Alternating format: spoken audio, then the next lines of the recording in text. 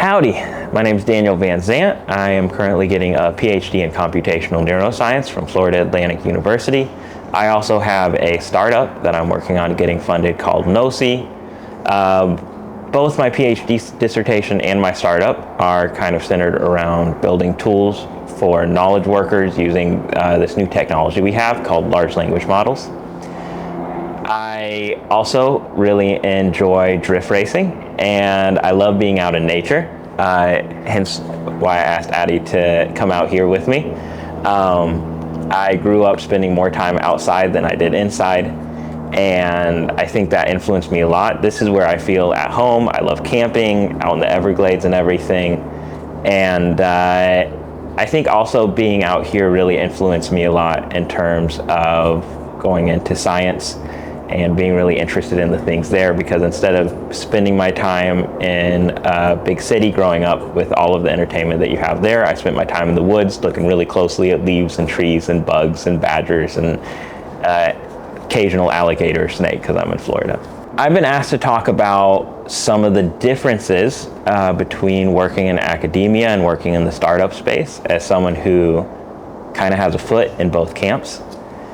And so I think the central difference that I want to pull out, and I can talk about this a little bit more at length on both sides, but the central difference I want to pull out is that the best thing about academia is it's really rigorous, and the best thing about the startup space is that things move really quickly. And it's not hard to see that there's sort of a fundamental tension between these two things. If you're doing things really, really rigorously, it's challenging to move quickly because you want lots and lots and lots of checks and balances. If you're doing things really quickly, it's hard to be rigorous because you're just moving as quickly as you can. You're not doing any sort of checks and balances. And so I would say the biggest failures on each side of sort of really focusing on one or the other of these is in academia. You have people who unfortunately spend a career sort of making extremely incremental improvement and don't get very far with it. Sabine Hossenfelder has talked about this a bit. In the startup space, you get people who sell something that they can't really build. Sometimes it's an honest mistake and even they don't know they can't build it, and it's because they haven't been rigorous. So I think Theranos is a really great example of this. Because there's not those same kinds of checks and balances for rigor in academia, Theranos was able to get a really long way before they got investigated, and all the people surrounding that got in a lot of trouble.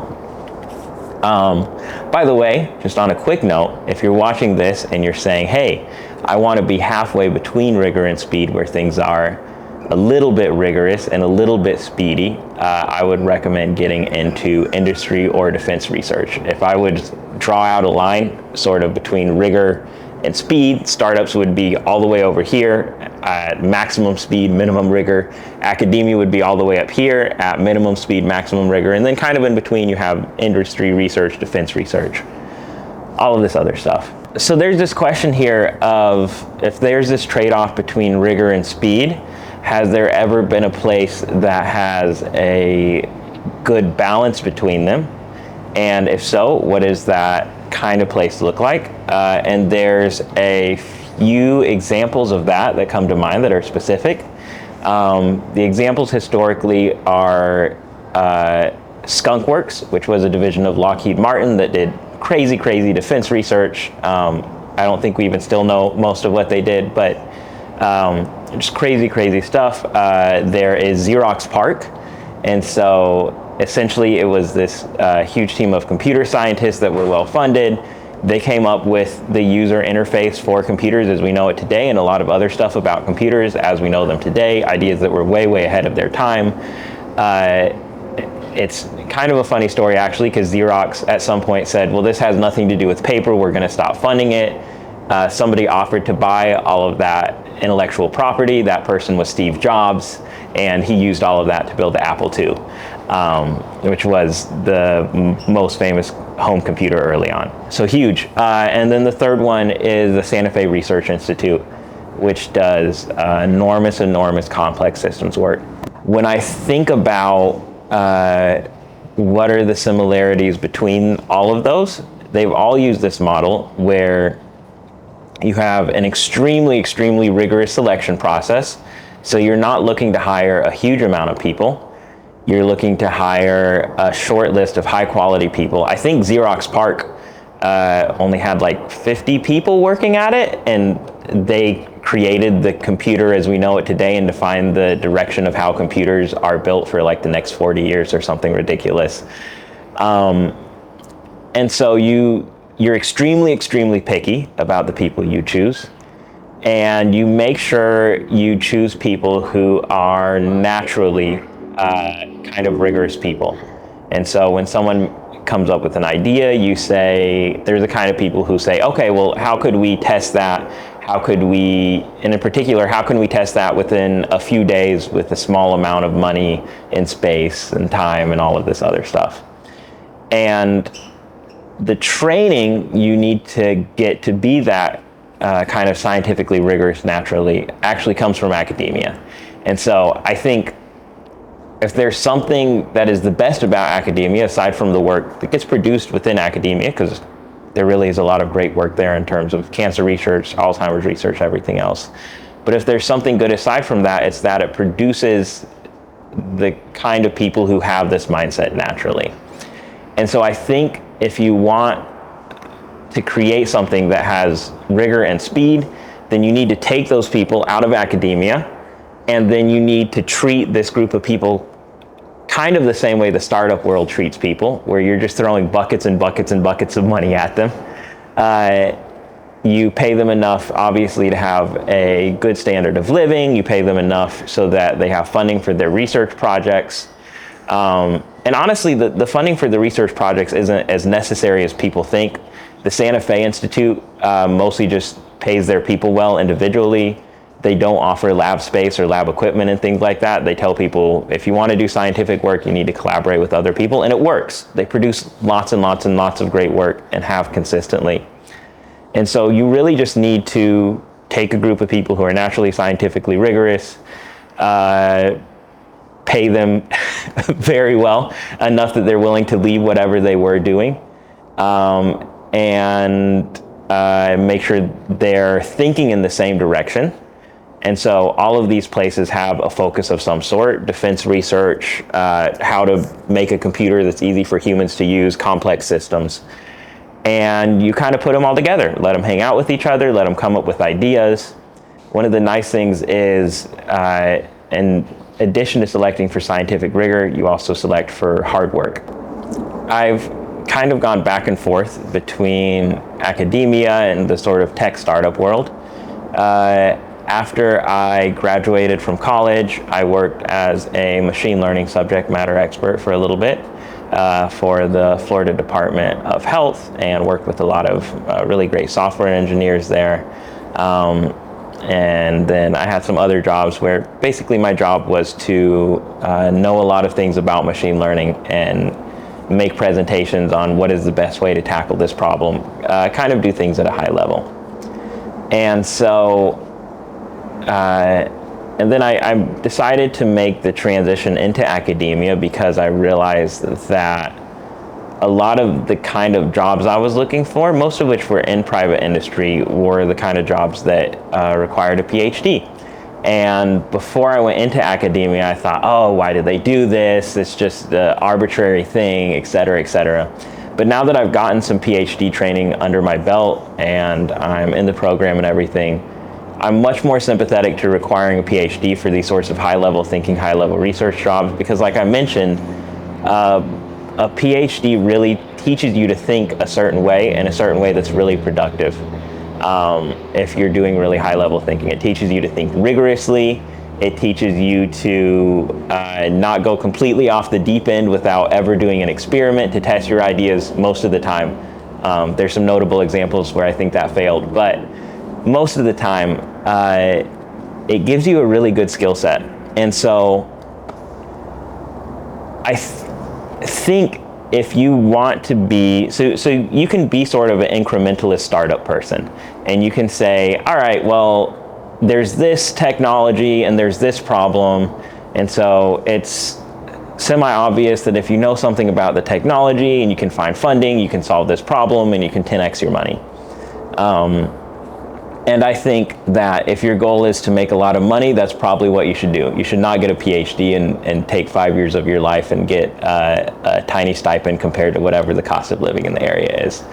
But I think there's another type of founder, and this is someone who says, whose focus is not on making a huge amount of money and then making a public exit or whatever other ways you make money in that space. Their focus is really on solving a big problem and figuring out a way to solve the big problem that's profitable so that they can get lots of people's money who are really interested in 10xing their money to solve that problem. And I think if you want to be this kind of person, I would highly recommend some sort of training in higher education to help you learn to think in the ways that you need to as a founder there. And then the other thing I would recommend is once you're used to academia, find someone to partner with who is outside of academia and who knows more about that marketing and business side of things, who has more of that incrementalist mindset, because you're really going to need that person. And so that would be kind of my thought on it. And honestly, that's what I'm trying to do now. And so I've been in academia for a while, gotten through a good chunk of my PhD. And I have this idea, and it's been sitting in my mind before LLMs got big. And it's this idea of how do I create a knowledge base that builds on itself and grows itself and is almost like a lifelong research companion. And so I've been working with tools like Obsidian and Roam Research and LogSeq and these kinds of tools for thought where you build a lifelong knowledge base for a long time now. I'm very excited about them. I built extensions for some of them. And I had this question in the back of my mind, and I was somewhat frustrated because I did some research into the natural language processing side of things before ChatGPT. And I was like, all right, there's some things you can do to automate some of the things you might want to do here. Like I looked into making an automated language simplifier that uses a giant thesaurus data set called Moby to use simpler words for things like that. But this dream I have of me working on my knowledge base and taking these notes on this paper and putting in these ideas into a knowledge base and then going to sleep, and when I wake up the knowledge base has developed itself so that it's more helpful to me, and maybe it's even generated some novel ideas, was nowhere close. Since then, large language models have gotten really big, and because of that, I've come up with a framework that's extremely hallucination-free for building this kind of thing, and I've implemented it at my company Gnosi. It's called a living knowledge engine. And so my interest in this is not centrally to make money, even though everyone would love to have more money, it's that I think there's this really good problem to solve, and if you solve it, people in research and development can do their work that much quicker, iterate on things that much quicker, and move us into the future that much quicker, land us on Mars that much quicker, solve cancer that much quicker, work on large economic and social problems that much more quickly. And I think that's enormously impactful if you can build almost, people throw around the phrase a second brain, but I mean a real second brain. Like a second brain that sort of develops on its own and comes up with good ideas on its own and synthesizes the papers you're reading and the books you're reading on its own. And so that's what I'm working on. And I've had to do that very rigorously and sort of do experiments at each step. But there's another part to this, which is that eventually I'd like to be working on this full time. If anyone's excited about the idea and they have the money to pay me to do that, then please contact me. But I'd love to be working on this full time, and I'd love to have a team working on this with me. And so for that part of things, it's not like I'm going to find grants from the NIH or NSF to fund this project. So what I need to do, and what I've been doing with a partner of mine, is figure out a way to make this idea profitable. And we've done that. And so we've seen really great results with this in terms of legal discovery, where you can throw in all of these emails and documents from all of these people. We've seen some results with medical documentation. We've seen some results with giant tabular enterprise data. Obviously, there's the opportunity in research and development. And so we're really currently building the project around these things and figuring out how we can make the most money. Not for the goal of making the most money and getting ourselves a public exit, but for the goal of getting money from other people to build this idea, giving them a very nice public exit down the road, which we think we will. And then for ourselves, maybe spending some of our money to build out the version of this project, sort of from the base edition that is more along the lines of what we're thinking of, something that really helps researchers solve problems quickly, a lifelong AI research assistant. And so this is a good example of a life path that I've taken and I would recommend to people who really want to solve big problems, which is figure out a problem, get yourself into higher education, learn how to think rigorously and logically and come up with tests for your problem and good methods and all of this other stuff, and then figure out a way to make your solving your problem profitable, which if it's a big enough problem, there almost always is a way to make it profitable, and get into the startup space, make some other people a whole lot of money, and in the process, really make some traction on this big problem that you're working on that you think is gonna help humans in a big way. Everyone here should like and subscribe. This is an awesome channel. There's lots of people smarter than me on here talking about lots of things more interesting than what I've just talked about, so you should definitely like and subscribe so you can see more of that. You can find me on Twitter, you can find my website, you can find my Substack that I want to start posting on very soon, and I'm going to ask for all of those to be in the description, so I'm going to assume they're in there.